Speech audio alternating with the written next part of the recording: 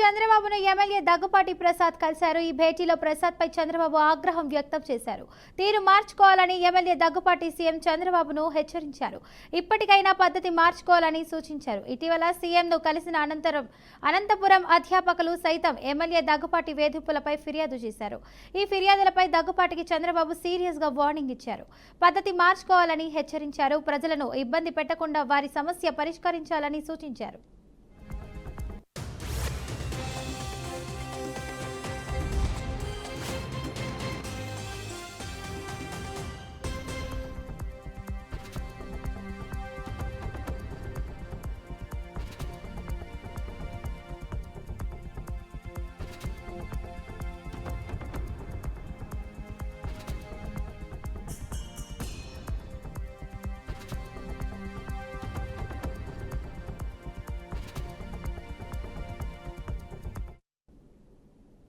ఇక ఇదే అంశానికి సంబంధించి పూర్తి సమాచారాన్ని మా ప్రతినిధి నాగకిషోర్ అయితే అందిస్తారు. చెప్పండి నాగకిషోర్.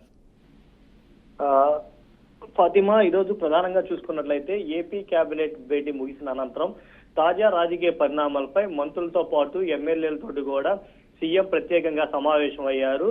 కొందరు ఎమ్మెల్యేల వ్యవహార శైలి తలనొప్పిగా మారినట్టు కూడా సీఎం సీరియస్ అయ్యారు. గాడి తప్పుతున్న ఎమ్మెల్యేల విషయంలో ఇన్ఛార్జి మంత్రులు బాధ్యతలు తీసుకోవాలని చెప్పి సూచించడం జరిగింది. దీంతో పాటు దస్త్రాల్ క్లియరెన్స్ లో కూడా మంత్రులు వేగం పెంచాలని చెప్పి కూడా సీఎం వాళ్ళని క్లాస్ తీసుకున్నట్టుగా తెలుస్తుంది. దీంతో పాటు ప్రధానంగా ఏదైతే ఇక్కడ మనం చూసుకున్నట్లయితే ఎన్టీఆర్ వివాదంలో తలదూచి, అదేవిధంగా అనంతపురంలో కొన్ని వర్గాల్లో వివాదాల్లో ఎక్కువగా వినిపిస్తున్నటువంటి దగ్గుబాటి ప్రసాద్ ని ఈ రోజు తెలుగుదేశం సీఎం కార్యాలయానికి పిలిపించుకున్నట్లుగా కూడా మనకు తెలుస్తా ఉంది.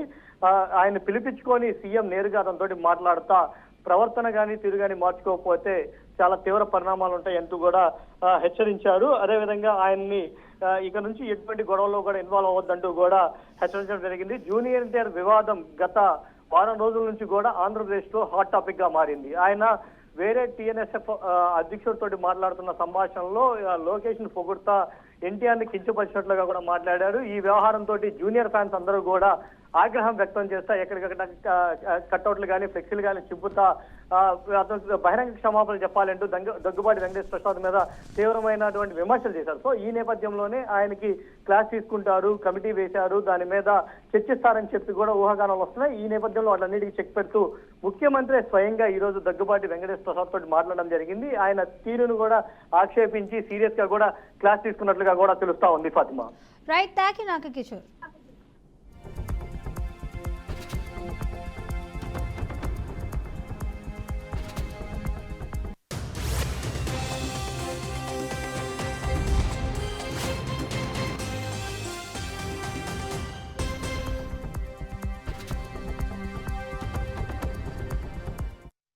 కేటీఆర్ భాష థర్డ్ క్లాస్ కి పడిపోయిందని మంత్రి పొన్నం ప్రభాకర్ అన్నారు. బీఆర్ఎస్ నాయకులు రైతులను భయభ్రాంతులకు గురి చేస్తూ రాక్షసానందం పొందుతున్నారని మండిపడ్డారు.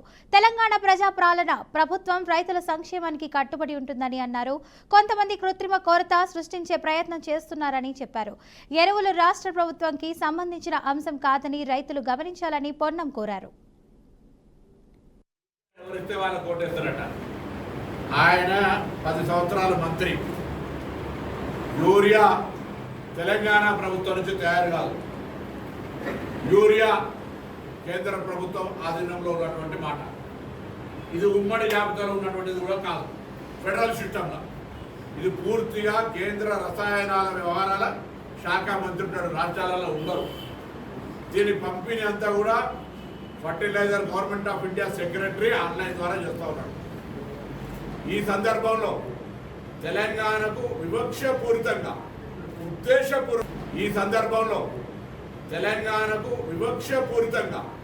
ఉద్దేశపూర్వకంగా ప్రభుత్వాన్ని బదనాం చేయాలి.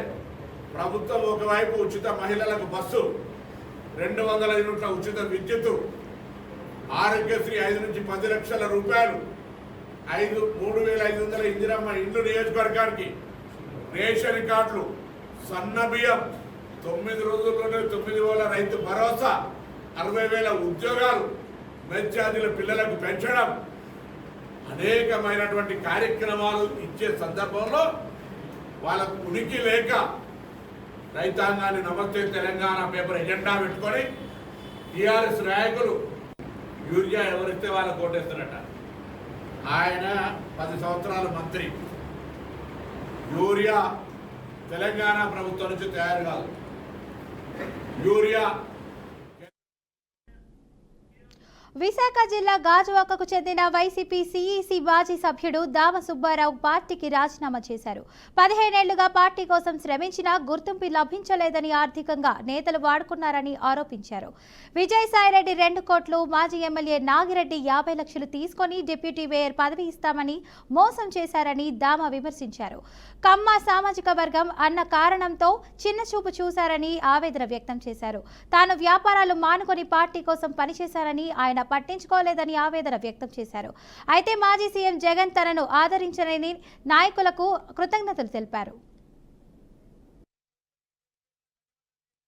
కాంగ్రెస్ పార్టీకి శాశ్వతంగా వైఎస్ఆర్ సభ్యత్వానికి రాజీనామా చేయడం కొరకు పత్రికా సమావేశం ఏర్పాటు చేయడం జరిగింది.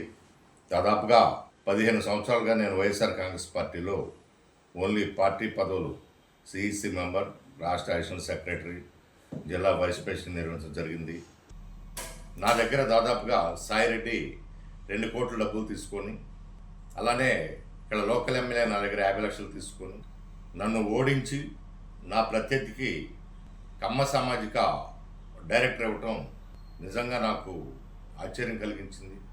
పెద్దలు వైవి సుబ్బారెడ్డి నాకు అత్యంత సన్నిహితులు, నాకు సోదర సమానులు. ఆయనతో ప్రయాణం వల్ల కొన్ని రోజులు ఈ పార్టీలో ఉండవలసి వచ్చింది. నేను ఎన్నో నిరాశ నిస్పృహలతోటి, ఎన్నో అవమానాలతోటి వైఎస్ఆర్ కాంగ్రెస్ పార్టీ నుండి నేను నిష్క్రమిస్తూ ఉన్నాను. మరొకసారి ఈ పార్టీని నన్ను ఆదరించిందో, నేను పార్టీని ఆదరించానో నాకు తెలియదు. కానీ పార్టీ అధ్యక్షులు జగన్మోహన్ రెడ్డికి, వైవి సుబ్బారెడ్డి గారికి మరొకసారి మనస్ఫూర్తిగా ధన్యవాదాలు తెలియజేసుకుంటూ